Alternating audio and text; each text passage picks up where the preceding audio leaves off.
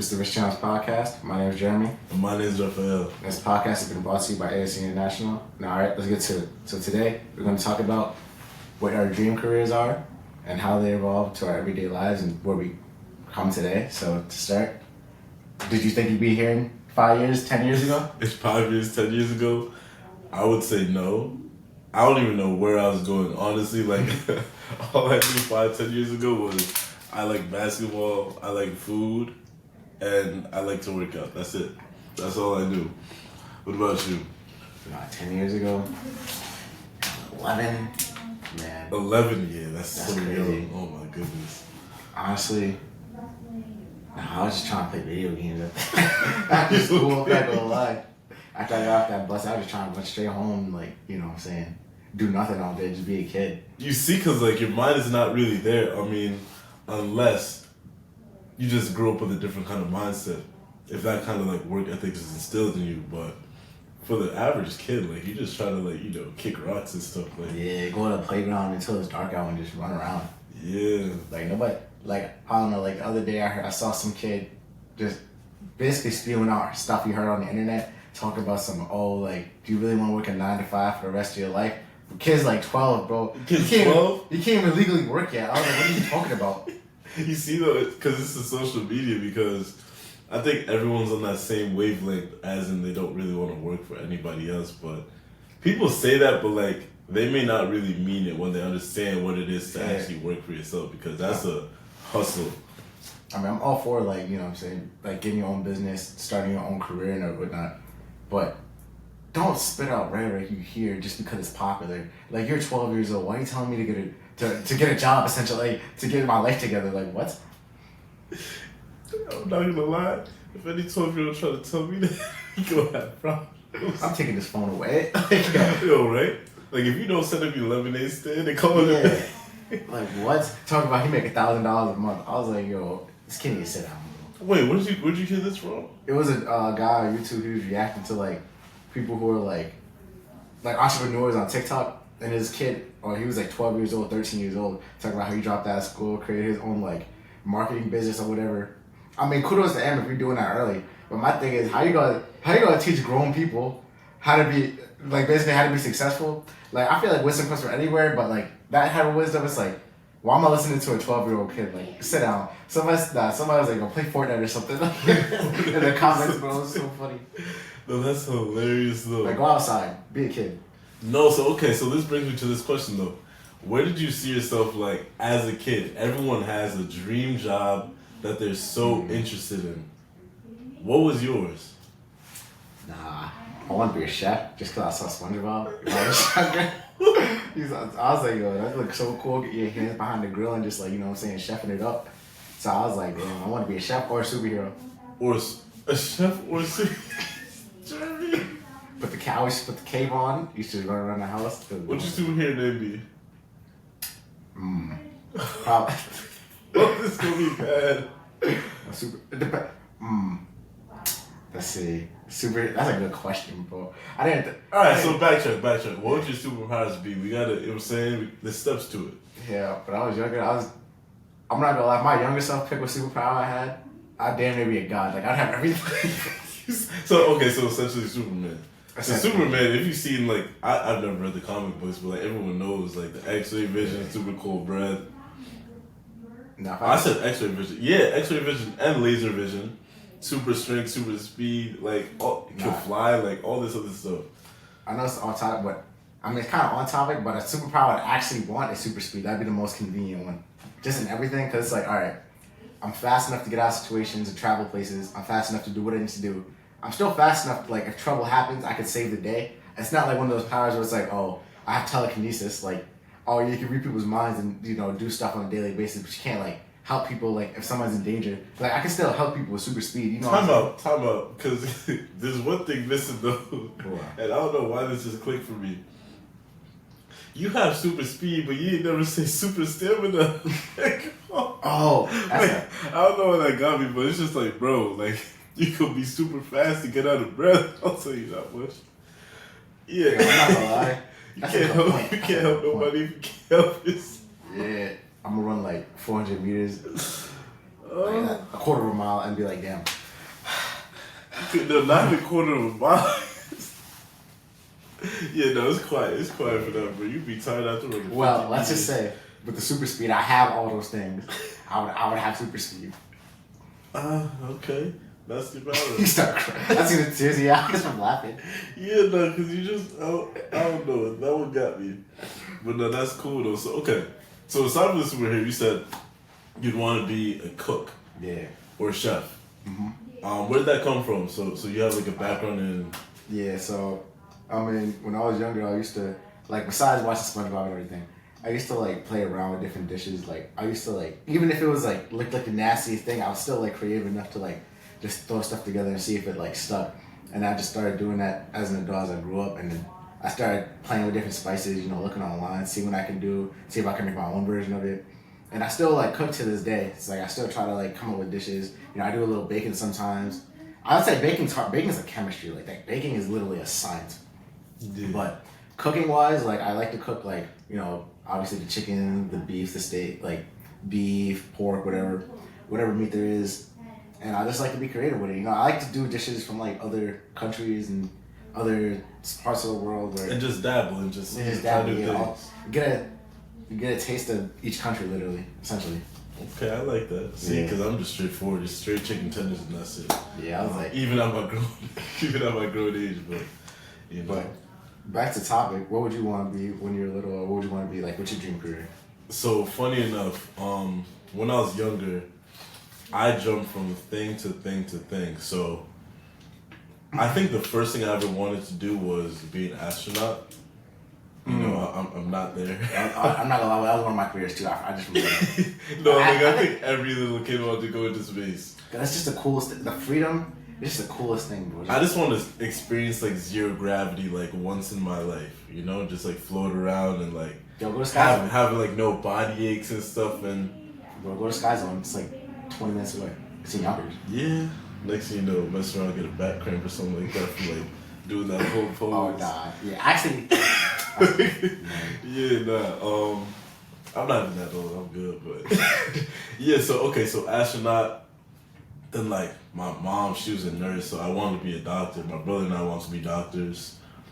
Then that changed really fast. Decided that doctor, I don't think it's for me. I don't really like science like that. Mm-hmm. To be a firefighter. And then come to find out I didn't like lighting matches or whatever at a young age. I had a very bad experience, and after that day I was like, let me move on from that. Keep them away from the stove. But like out of all of those careers that I kind of want to like get into, mm-hmm. I always loved basketball. Like when I was younger, like I grew up pretty fast. So like I was more, I wouldn't say advanced, but like I was kind of like a really good athlete or whatever at a young age. So I was like, basketball, that'd be cool. Yeah. But you just don't know what kind of work comes with it though, because that's like a whole, like you just gotta be a bucket from the time you're small and just work on your craft. But no, you gotta be one of those prodigies. The prodigies, yeah. Be on the balls like mixtapes and stuff. Yeah. Yeah. The music in the background, everything. Yeah. But yeah, all that to answer, I think my dream job probably would have been to go to the NBA, or it probably would have been driving a Le Mans racing car. Drive like for BMW, the BMW team, and I think race car driving would be super fun because go-kart racing, you can't touch me in that because you're gonna get dusted. But yeah. Alright, so what I have to say from that is, would you have seen yourself doing what you're doing now, like making podcasts and working in insurance brokerage? Recently, I would say like I could definitely see myself because like I'm here now. You know what I mean? I'm working for an insurance brokerage, and I do enjoy it. I see the possibilities. I'm starting to understand the field a little bit better, and I have a very open mindset to like anything. So I'm down to learn whatever's in front of me. I'm down to learn. What about you? I feel like working at insurance brokerage teaches you a lot, and it opens it opened my perspective up because I never thought maybe even when I started college and thought I wanted to do like a certain profession that I'd be in insurance specifically, because when everybody hears insurance they always think of like how there'd be like high insurance rates, or it sounds boring and uninteresting. But when learning more of it, it's actually very like intricate, and it's very like knowledgeable to have on your resume, and just like in total, like you never would think, oh, some of these factors and some of these like loopholes or in insurance in general. So I feel like it was very insightful, and I feel like there's still a lot to know, a lot to learn. A lot to learn. Yeah, like we're just like touching the tip of the iceberg, and just for a couple months just being here and just even doing the podcast, I feel like I learned a lot. No, for sure, and that's some great insight you just had, because as I said, I never thought I'd be like in an insurance brokerage, but I think with both of our mindsets or whatever, just being open to learn anything, there is so many possibilities that like insurance can open for you. So many doors it can open for you. Also too, like we were saying before, like working at like BMW. I mean, if you have a background in insurance, that makes you more qualified over the rest. If you ever wanted to work as like a salesman or so on and so forth at like a BMW shop or whatever it be, or like a car shop in general. Yeah. Like just having that knowledge, like, all right, I know the rules and regulations when it comes to insuring this type of car, so I can add that to when I was helping a potential client. Yeah. Like, if you want to get into this type of insurance on this car, it's going to be this like type of rate, just based on my background knowledge. So I feel like it just adds a little bit. It adds value, Yeah, a little bit of like spice on what you already know, like just like everything else, building up on your resume. Literally, But okay, so backtracking now. So you mentioned something off camera that just came to my attention. You said that one of your dream careers nowadays would be to be a boxer. Do you still say like is that still where your mindset is? Well, I wouldn't say boxer per se. I mean, I want to learn like boxing, but I'd say I want to do like more like just martial arts in general. Like I feel like if I had like all the time in the world and like literally just like money wasn't a factor or nothing was a factor, I feel like, I don't know, maybe it's just where I am right now, but I feel like I'd be on a mountain somewhere doing like just like meditate or something. Be on a mountain somewhere? Yeah, cause I'm just like I feel like learning like a martial art is just a good way of disciplining yourself, good exercise, and it's like an art form. It's almost like dancing. It is an art form. It's just a cooler form of dancing. So I would want to do that. I don't know about professionally. I was like, nah, I don't want to get my nose broken professionally. No, like hear me out, right? You're getting paid to fight someone. Does that not sound crazy? It's cool. It really is an art form. Like, but all types of fighting. It's an art form, right? But I just can't fathom the fact that like you would get beat up one time and then go again like the next month and do it again. You don't get tired of getting beat down. I mean, obviously you're not supposed to get beat down, but it's gonna happen eventually. No, I mean, I used to watch like, for me, when we think about it, I used to watch like Mike Tyson and Bruce Lee and think like, oh, these guys are like, they're insane. Like, how did they just beat somebody like one punch or do certain moves? And I was just like, wow, I would want to do that when I'm older. And then watching people actually fight and just seeing like Sean Strickland versus Stylebender, Israel. Adesanya? Adesanya, yeah. I would say I knew his first name and his nickname. I just because his last name was a click for some reason. Yeah. But when seeing their fight and I was just seeing them, it's like, damn, you really gotta do that for like 12, 15 rounds for like straight. Like, I'm not gonna. You're definitely gonna need insurance as a fighter, like some health insurance. It takes a different type of mindset. Like, I think you have to be like a little bit of crazy to step in a ring with someone and know that they're trying to kill you and you're trying to kill them, kind of thing. I mean, because that's what it is. Because if you're not willing to, you're putting your body on the line. You're putting everything on the line, and you could have bet those medical bills are super expensive too every time. To be fair, doesn't it take a little bit of crazy to do anything? I mean, if you want to be successful, you gotta be a little. But this okay to do everything, because there's two extremes. There's you could knit and then you could step in the boxing ring. It's very different. Like, I don't think you need to be crazy to do everything per se. Mm-hmm. If you want to be like a professional, or not even a professional, if you want to be, like top 5% in the world, just like be the best of the best, like, yes, it takes a little bit of crazy because that becomes your lifestyle. But that's really it. I don't know. It's just very different. I mean, I think it's all about. I feel like what we think is crazy is more about taking a chance. Like, oh, would you really take a chance with your body like that?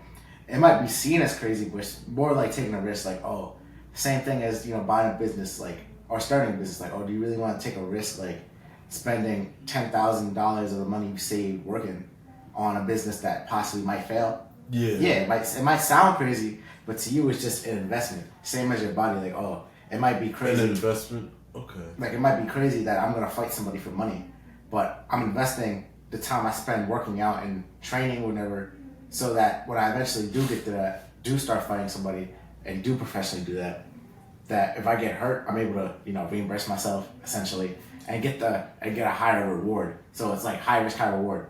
Honestly, though, mentality. I believe boxing, just like the rest of sports, it challenges you. People like to challenge themselves and see how far their limits are. Test the limits, see how good they can get. It's a very rewarding thing. So, also going back, you said you want to be a race car driver, right? Yeah. Doesn't that sound crazy? Driving high speeds in a circle with the possibility of always like spitting out, maybe crashing. I would say you caught me there, but you definitely caught me there. You got me there. Yes, it is crazy.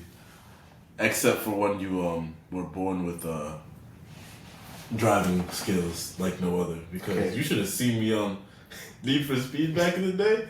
Hey. Okay, Lewis Hamilton. Yeah. Need for Speed. I used to drive safe. I used to drive in between the lines because you know how difficult it is back then. But I was just practicing for our road test, like in hindsight, Nah, funny story. When I practiced for my road test, I used to go on GTA first person and see what I can do. Oh yeah, no, you crashed into everything. I passed the first time. Surprise! I passed that. I'm not gonna lie. This is side topic. Don't do what I did. So my first road test, I drove, looked over my shoulder, did everything.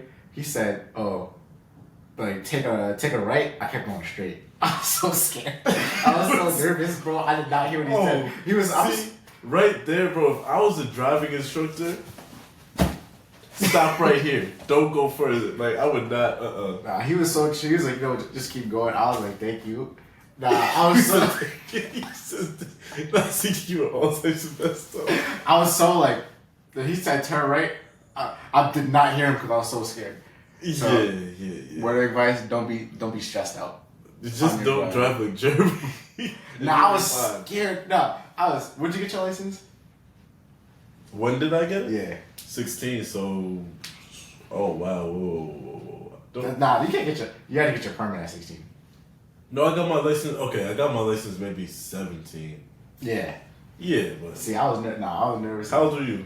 17 too. 17, yeah. I don't know. I was just nervous because it was just like you'd hear stories like certain driving teachers was just like, oh, like she gonna fail you if you look the wrong way type or she. Because when you like grow up in an area like this, like you hear, or not even an area like this, when you are about to take your road test, you hear stories from your friends talking about this person's good, this person's strict, this or that. But we just psych ourselves out. It's really not that bad. Just stay relaxed and don't mess with the parallel parking or the K-turn. The practice is harder than the test. Yeah. But I feel like, you got anything else you want to say? Just when Jeremy's on the roads, just pay extra attention to his car. Just clear the road. Oh man, that's all I gotta say. If anything happens, I'll make you a mean chicken cutlet. That's my thing. You can't take that from me. Like, you may be the cook, but like I'm the chicken cutlet cook. Fine, I'll make you a steak. Alright, you can take steak. Yeah, I'll make you filet mignon. Bacon, egg, and cheese, though, that's my thing right there. I'll make you mean bacon, egg, and cheese. Alright. So with that, we conclude this week's episode of the Rich Channels podcast. Thanks for watching. And remember, my name is Rephael. My name is Jeremy. And we got you covered from A to Z.